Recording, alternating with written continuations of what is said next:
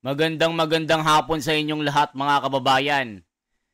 Magandang balita po ito, breaking news. Senator Estrada names official liable for Isabela Bridge collapse after Senator Marcoleta blunt inquiry. Nako po mga kababayan, matindi po itong investigasyon na ito. Yung mga talagang taong humawak sa project na ito. Bakit biglang nagiba? Biglang nag-collapse ang tulay na ito. Yung Kabagan Bridge noon na talagang bilyones po ang ginasto para magawa ito. Pero anong nangyari? Parang walis tingting lang na naputol at inanod ng matinding hagupit. Ang gaan-gaan lang po nung dumaan mga kababayan eh. Tricycle lang yata ito. Biglang nag-collapse. Ngayon, yayariin kayo ni Senador Marcoleta. Ang liligwak sa mga bugok na magnanakaw na mga buraot sa gobyerno. Bilang na po ang araw nyo. Ngayon, ito na po si Senador Marcoleta. Ang kakalos sa mga matatakaw na gaya nyo. Umpisahan na natin mga kababayan. Nanggigigil na naman po ako eh. Ginigigil si The Wonder eh. Ito na po. Pakinggan po natin ang pangmalakasang birada ni Senador Marcoleta na kinakatakutan ngayon ng mga congressman. Nanginginig-nginig na po mga ito. Simulan na po natin ang ating matinding birada. Sabihin natin kung sino po itong mga taong tinutukoy po ninyo. Siya ang nagrekomenda noong January 2021 na pondohan ang retrofitting na nagkakalaga ng 233.5 million. Ito po hanggang ngayon ay nanunungkulan pa rin bilang Undersecretary ng DPWH. Ang kanyang opisina ang nag-aproba para pondohan ang isinagawang kontrobersyal na retrofitting ng tulay na dapat ang kontraktor ang gumastos dahil nasa ilalim ng warranty period. Mahiya naman kayo. Ilan lang siguro sila sa pinatamaan ng Pangulo. Kasi nung sabihin ng Pangulo po ito, Mr. President, nakaharap po siya sa Kongreso eh. Napakarami pong kontraktor doon eh. Ang inyong privilege speech, Mr. President, Your Honor, ay salamin lamang ng isang napakalaking anomalya na nagaganap sa ating bansa.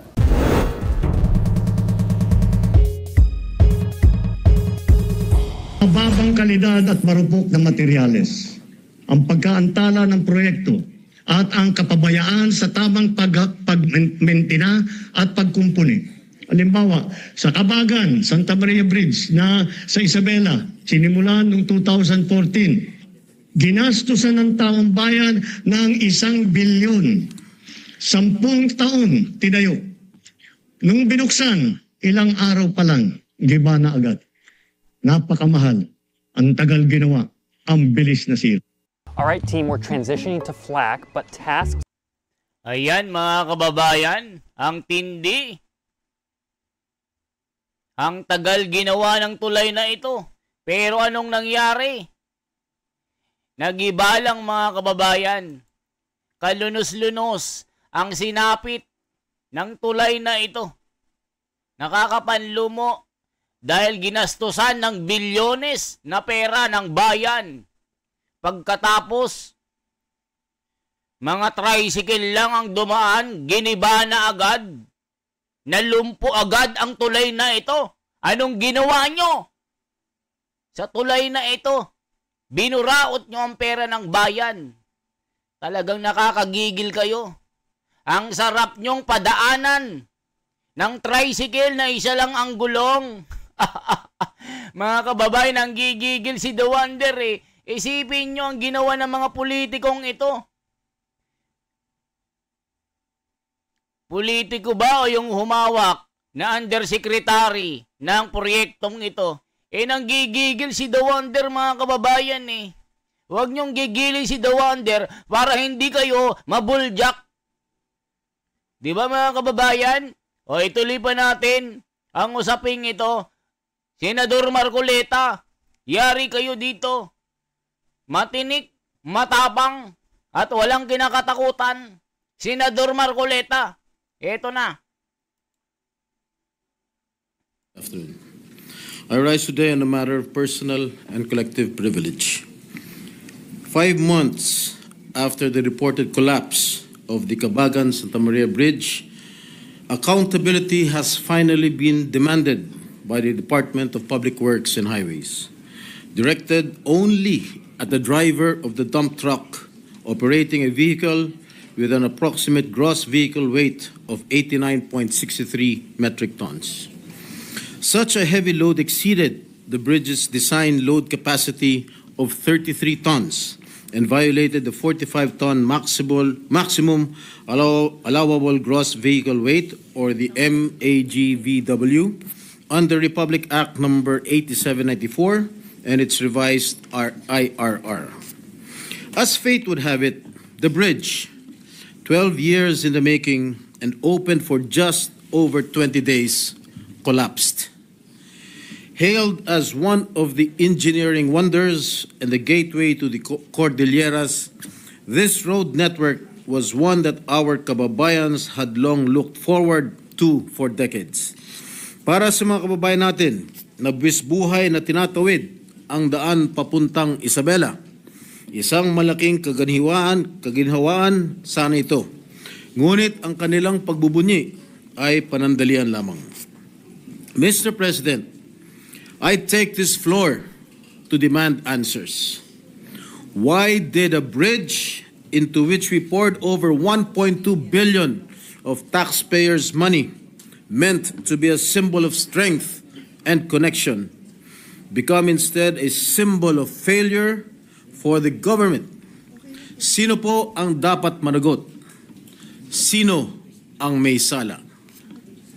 Nakakadismaya na matapos maimbestigahan ito ng Senate Blue Ribbon Committee sa pangunguna ng ating kasamahan na si Senator Alan Peter Cayetano, ay ang nakakabahalang kawalan ng malinaw na pananagutan mula sa taong responsable sa pagpapatupad ng proyektong ito.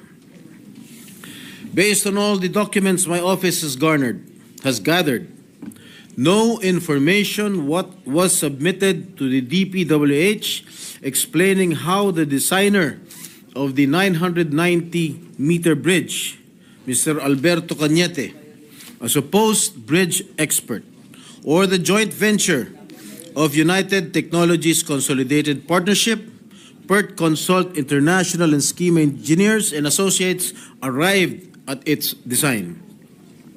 The special committee report by the DPWH on the collapse of the Cabagan-Santa Maria Bridge, submitted to the Blue Ribbon Committee last April 30, noted that based on limited research, there is no known precedent for this exact structural configuration in either local or international bridge projects.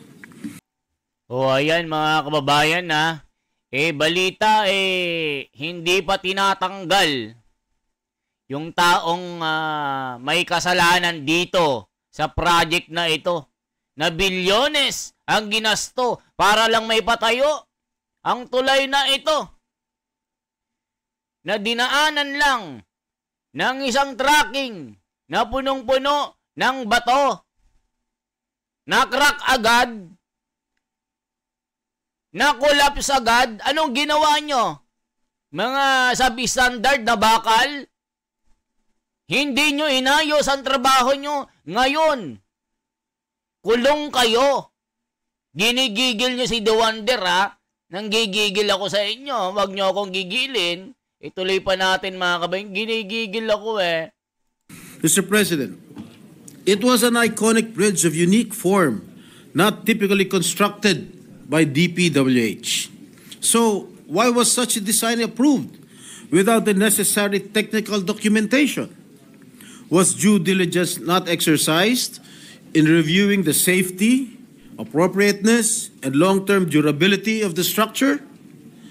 Sa pagsusuri ko ng nasabing special committee report ng DPWH, sa kalagitnaan pa lamang ng pagpapatayo nito noong 2017 ay nakitaan ito ng mga significant signs of failure. And from the very beginning, the whole bridge structure was bound to fail. This was according to then project engineer Mr. Felipe Lingan. Gayon pa man, Ginoong Pangulo, itinuloy pa rin ito at ang tanging naging solusyon ay retrofitting at epoxy injection. Grabe naman yan. Meron na nga nakitang significant na mga ibig sabihin mga kababayan, nakikita na yung damage. Hindi pa nadadaanan. Itinuloy pa din. Tinapalan ng epoxy. Isipin nyo, the applying of epoxy. Bulkasil, mga bobo kayo. Isipin nyo, mga katangahan nyo dyan. Tapos bilyones ang gasto nyo. Tapos epoxy ang pangtapal nyo. San yung utak nyo? Ginigigil nyo si The Wonder, ha? Buti na lang nandyan si Caro Dante Marcoleta. Pakulong kayo lahat. Ginigigil nyo ako. Magnanakaw kayo, ha? At ang masaklap pa dito, Mr. President, my dear colleagues, ay inako ng gobyerno ang gastusing ito na nagkakahalaga ng humigit kumulang na 400 million pesos. Retrofitting or repair works due to the constructor's mistake should be shouldered by RD Interior Junior Construction. That is very, very basic. Nagkaroon ng third-party consultant na nagsagawa ng audit o inspection at makailang ulit magkaroon ng technical evaluations, the root causes of these defects remain inconclusive.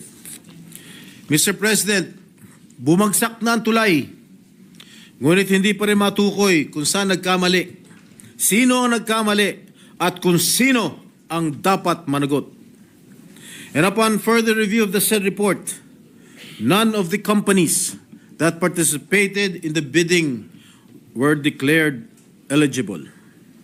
Sa mga lumahok sa bidding, ni isa ay walang karampatang karanasan para gumawa ng structural steel bridge project na kamukha ng Kabagan Santa Maria Bridge. Mga kababayan, di ba? Merong sinabi si Senador Lacson na 7 contractors, yung mga sila na yung nasa gobyerno, sila pa yung contractors. Mga kababayan, baka isa ito sa mga humawak na wala nang alam, bobo pa, hindi marunong gumawa ng tulay.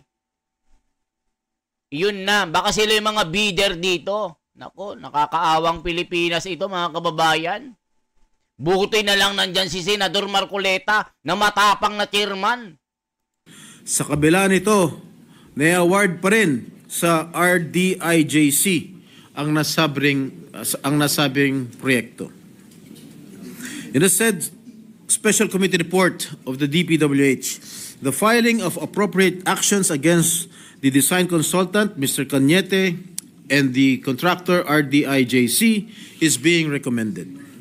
Mga Ginoong Pangulo, sa mga umiral na batas, kapag nag-collapse ang isang struktura dahil sa depektibong plano, specifications, construction methods o paggamit ng substandard materials, dapat managot ang mga engineer at arkitekto na nag-prepare, nag-review at nag-aproba ng mga plano at ang kontraktor na nagsagawa ng proyekto.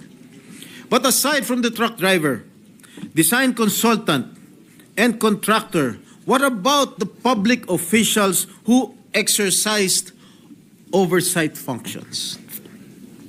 Why is there no mention of disciplinary actions against these supervising officials whose approval and oversight or lack thereof? O yan na mga kababayan, yung mga opisyal din nakasama dyan, baka nga naghati-hati sila sa pera eh. Di ba mga kababayan?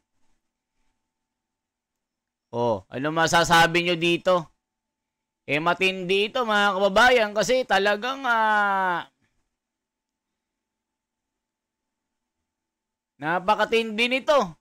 Ito na po mga kababayan. Itutuloy na ni Senador Marcoleta. President, I want to know if the Honorable Senator is also aware of several falling bridges before this bridge subject matter of his speech. I am not fully aware of any bridge that has collapsed. May I... Here, I just my staff just gave me a list of the bridges that had collapsed in October 28, 2024. The Magapi Bridge in Balete, Batangas, collapsed allegedly due to strong flood currents and the large number of uprooted trees carried by the water during Typhoon Christine. And the Bantilan Bridge, a 30-meter concrete span connecting Batangas and Quezon, allegedly collapsed on October 29, 2022, allegedly due to raging river currents and floods. And the Carlos Romulo Bridge in Bayambang, Pangasinan collapsed on October 20, 2022. The collapse was allegedly caused by two overloaded dump trucks that... Ayan mga kababayan, parang lahat po ng mga tulay na bumagsak, pinaiimbestigahan ni Senador Marcoleta. Yari kayo ngayon, mga buhay at mga magnanakaw kayo sa gobyerno. Ikakahon kayo ni Senador Marcoleta. Ito mga humawak ng project na ito, yari kayo ngayon. Ikakahon kayo at makukulong kayo. Ginigigil nyo ako ha. Sana may makulong dito. Sana Senador Jinggoy Estrada, wag lang bunganga din ha. Nandyan na ang malupit na Senador Marcoleta natin. Kailangan may aksyon dito. Huwag mong ipahiya si Senador Marcoleta. Kailangan wag bunganga ang mas marami ha. Ayaw ni Marcoleta ng ganyan. It exceeded the bridge weight capacity. And the Borja Bridge collapsed on June 16, 2022. This was allegedly caused by a 12-wheeler dump truck that exceeded the bridge's weight limit. And the Loay-Clarin Bridge, I think this is in Bohol, which spans the famous Lobok River. And this resulted in 4 fatalities and 18 injuries. And the bridge under construction in Colafu, Magsaysay, Marilog District, Davao City, collapsed on February 18, 2022, while workers were filling its floor with fresh concrete. And lastly, the steel bridge collapsed in Barangay San Isidro, Mahayhay, Laguna, on January 29, 2022. That's all, Mr. Chair. So, Mr. President, I think the Honorable Senator will agree that we're fast becoming a country of falling bridges. I agree with you, my good friend, Senator Marcoleta. In regard to this bridge in Isabela, subject matter of your speech, Mr. President, wala bang weighing scale or weighing station or weighing facility na itinalaga ang local government or national government para sa ganon yung lahat ng dadaan ng mga behikulo? Kasi, Mr. President, alam naman natin na Isabela ay agricultural economy. It consists something like 29.8% agriculture products at 25% industry. Kaya kinakailangan po siguro merong tagatimbang sa lahat ng mga truck na dadaan. Napakasimple naman sigurong problema ito. Bakit wala man lang nakaisip na maglagay po ng isang timbangan doon para sa mga sasakyan na dadaan? Sa aking pagkakalam po, Ginoong Pangulo, ay wala pong weighing bridge na nakalagay po ron sa Kabagan Santa Maria Bridge. Kaya siguro bigla na lang pumasok itong overloaded na truck. Ayun mga kababayan, yan ang problema. Dapat may nakalagay na mga kung ano lang yung pinaka-required na bigat ng dadaan sa tulay. Ang ginawa, pinapasok yung mabibigat na mga dumadaan ng mga tracking. Anong nangyari? Parang walis ting-ting na nagiba itong tulay nila na pinagmamalaki nila. Buti na lang nandyan ang investigasyon. Ngayon lang ito mga kababayan, sa panahon ni Marcoleta, ng mga nagdaan ng mga Blue Ribbon Committee, nganga at mga bunganga ang kanilang ginawa. Gumasto ng pera ng bayan sa paggawa ng mga investigasyon, puro bunganga din ang nangyari. Ang resulta, bunganga din. Kaya Senador Jinggoy Estrada, wag mong ipapahiya itong si Pangulong Senador ng committee. Ayaw niya ng bunganga lang dito. Gaya ni Tulfo, puro bunganga din. Diba? Kailangan magpakita kayong gilas dyan. Wag niyong ipahiya ang Pangulo niyo dyan. Na nag-weigh ng 89.63 metric tons. Kaya po bumagsak. Overweight to ng 43 metric tons. Kaya siguro bigla akong bumagsak ang tulay ng Kabagan na Santa Maria Bridge, Binong Pangulo. Binanggit po ninyo sa inyong speech, Mr. President, Your Honor, na ang isa sa nakadidismaya nang matapos ito'y maimbestigahan sa pangunguna ng ating kasama, Senator Alan Peter Cayetano, ay nabahala po kayo na malinaw na may kawalan ng pananagutan mula sa mga taong responsable sa pagpapatupad ng proyektong ito. Tama po ba yung aking narinig? Tama po kayo, Ginoong Pangulo. Ibig bang sabihin po ay hindi natukoy ng investigasyon ng ating kasamahan ang mga responsabling tao na mayroong kasalanan dito sa bagay na ito? Ginoong Pangulo, ang sa pagkakalam ko, fact-finding lamang po ang ginawa ng Yun nga po. DPWH. Dahil O yan mga kababayan, puro bunganga din ang ginawa ng DPWH. Di ba nagpunta si BBM doon, patingin-tingin pa, kala mo engineer. Bunganga din pala. Anong ginawa nyo?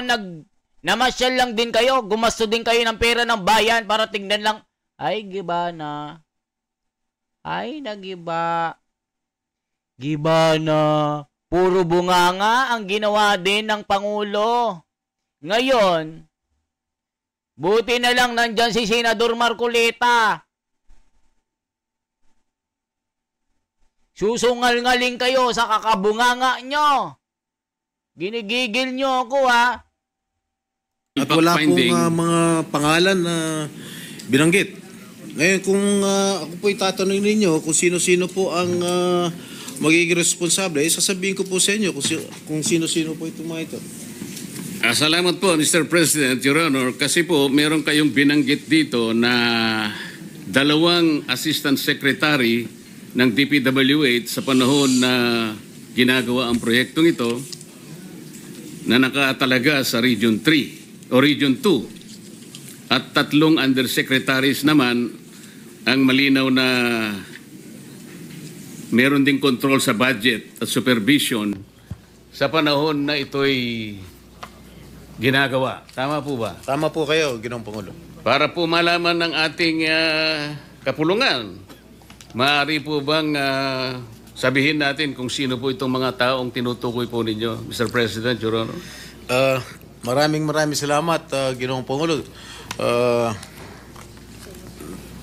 Nagtanong na rin po kayo kung sino-sino po itong mga tao. Hindi ko nabanggit sa aking privilege speech.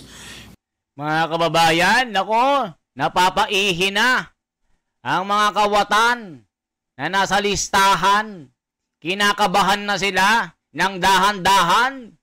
Mga kababayan, eto na po ang bagyo na totoo. Ito ang tunay na baha ni Senador Marcoleta. Kayong mga magnanakaw kayo. Ginigigil nyo ako eh.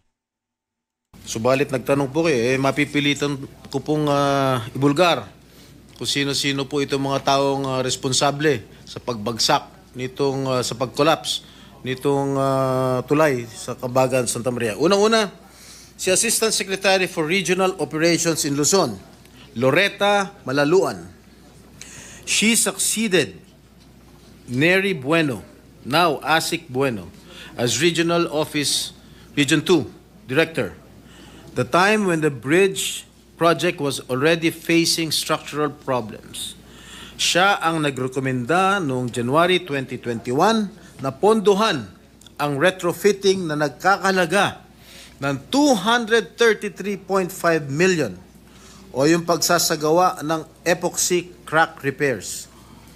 In March 2022, she formally requested that the project be reclassified from a replacement to a retrofitting strengthening project given the persistent structural issues.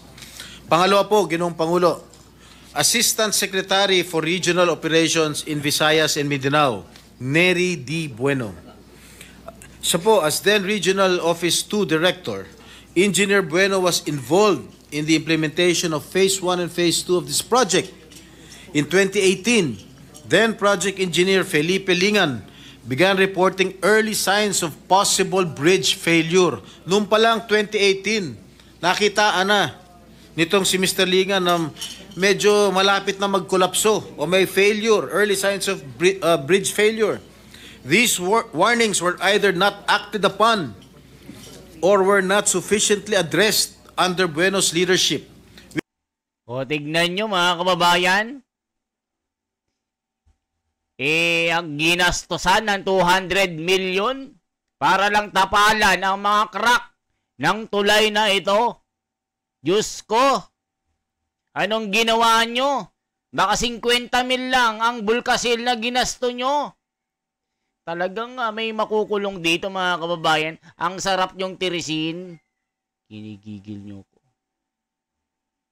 Kinigigil ako mga kababayan Which became a notable concern in later investigations. Ginoong Pangulo, yung tatlo pong nabanggit kong undersecretaries, napapangalanan ko rin ngayon. Ito po hanggang ngayon ay nanunungkulan pa rin bilang undersecretary ng DPWH. Isipin nyo, matapos yung mga kabulastugan, na mga kamalian, na mga katiwalian na ito, nananatili ka pa rin sa pwesto mo, buhaya. Mahiya naman kayo. Mahiya kayo sa taong bayan. Mga tonto kayo. Kinigigil ako Una, Undersecretary for Regional Operations in Luzon, Ginoong Eugenio Pipo Jr. Siya po ang nangasiwa ng construction ng tulay nang sinimula ng pagpapagawa nito noong 2014 bilang NOI Assistant Secretary for Operations. It was under his watch that the early stages of construction proceeded even when structural issues began to surface. And in June 2018, the DPWH engineers identified critical defects after the concrete slab was poured at Span 8. Masyado na technical to. Among the most alarming were sheared bolts and shifting columns, clear indicators of serious design and construction flaws. Ayan mga kababayan, o ibig sabihin, ang summary nun, marupok ang gawa nila. Paligoy-ligoy ka din kasi sabihin mo lang yung mga pangalan nila. Yan ang sinasabi ni Senador Marcoleta. Huwag din puro bunganga. O mga kababayan, ang tinatanong lang sa'yo yung pangalan. Ginigigil si The Wonder mga kababayan Yet, despite these warnings, construction continued with no decisive intervention from Pipo's office. Isipin nyo, talagang malaking korupsyon ang nangyari na ito. Mga kababayan, matindi. Matindi mga kababayan eto na, si Senador Marcoleta. Si Senador naman kasi ang pagsalitain mo. Kanina ka ba nagsasalita? Pangalan lang inihiling sa'yo. Binanggit mo na lahat yung... Ang hirap naman ito. Ang isinagawang kontrobersyal na retrofitting ng tulay na dapat ang kontraktor ang gumastos dahil nasa ilalim ng warranty period. Dahil dito, gumastos pa ang ating gobyerno ng karagdagan na 400 million pesos. Ang halagang ito ay 50% ng original contract price ng tulay, Ginoong Pangulo. Yun lang po, Ginoong Pangulo. Ayan, buti na Mr. lang natapos President, ka na. tatlong undersecretaries, ibig bang sabihin ito, may basbas ito sa kanilang secretary, Mr. President? Well, that sa aking palagay, command responsibility po yan. Hindi naman po kikilos itong mga undersecretary kung wala hong basbas ang namumuno. Sinabi po niyo rito, Mr. President, Your Honor, na ang mga taong binanggit ninyo ay nabigyan pa ng karagdagang trabaho. Ano pong mga karagdagang trabaho ang naibigay pa, Mr. President, Your Honor?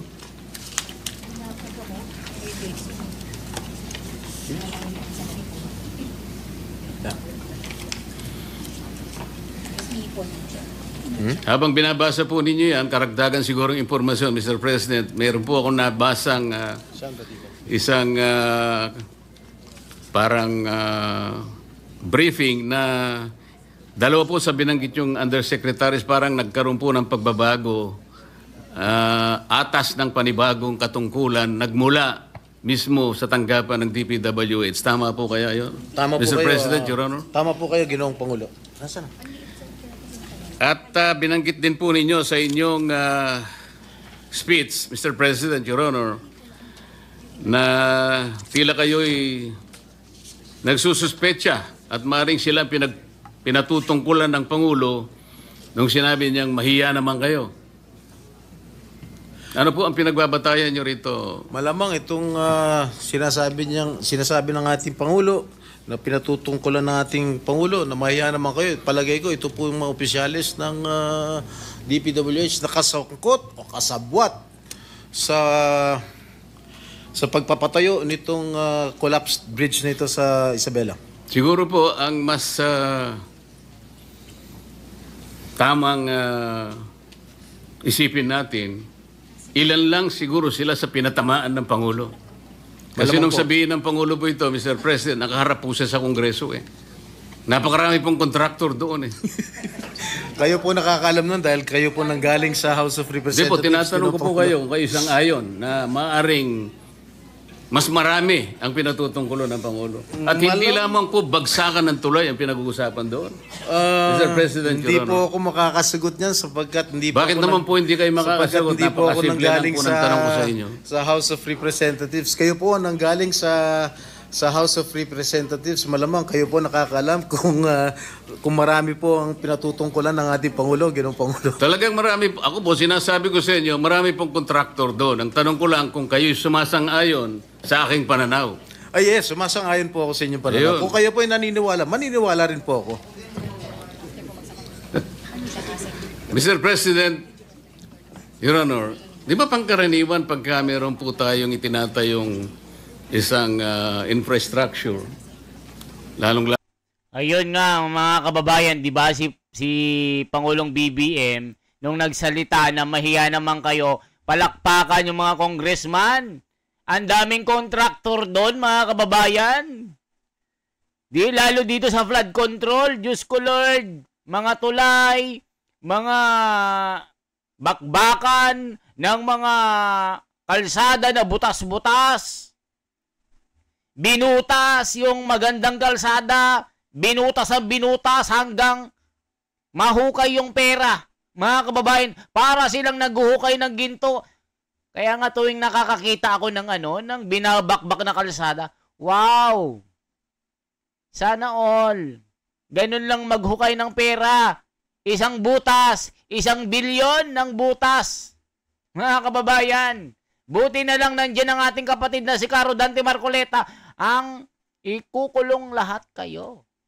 lalo na po yung mga vertical infrastructure. Malimit po nating nakikita, nakatabi po yung meron pong parang banner yung, anong tawag doon? Yung COA. Merong billboard po ang COA. Billboard.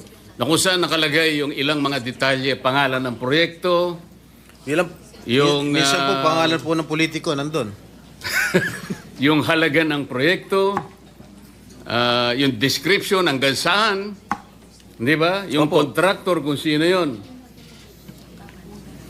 Pero nananatili lang na isang billboard. At hindi naman nagkakaroon ng updated report ang COA kung ilan porsyento na halimbawa after a while ang natatapos. Nananatili lang isang billboard na akala mo nagbabantay sa project. Tama po kayo. Kaya ko po tinatanong ito, Mr. President, nangyari po ito sa Misamis Occidental. Nagtayo ng isang irregular na proyekto. Sa pondong-pondo pa lang, Mr. President, saan ka nakakita ng isang housing project ang pondo manggagaling sa DPWH? So, nung tanungin ko po yung auditor, sapagkat sila naman dapat nakabantay sa lahat ng proyekto, alam mo ba ako ito na nanggaling sa... Hindi po. Alam mo pa rin ba ako na yung titulo na pinagtayuan ng project na yan ay hindi pag-aari ng syudad? Hindi rin po. Wala ba kayo akong pakialam? Dahil kayo po ang security guard ng pera ng gobyerno. Nakikialam po. Kailan po kayo makikialam? Pagka po tapos na ang project. Akala ko baka ako ang COA ay merong preventive measures, action. Ibig mo sabihin ka ako pag natapos ang project, natapos na po talaga ang project, ngunit ang titulo po ay pag-aari ng mga pribadong mga mamamayan. Nang tanungin ko po siya, sino ang may-ari ng project? Wala pong maisagot. Ngayon po, itong ang inyong privilege speech, Mr. President, Your Honor, ay salamin lamang ng isang napakalaking anomalya na nagaganap sa ating bansa.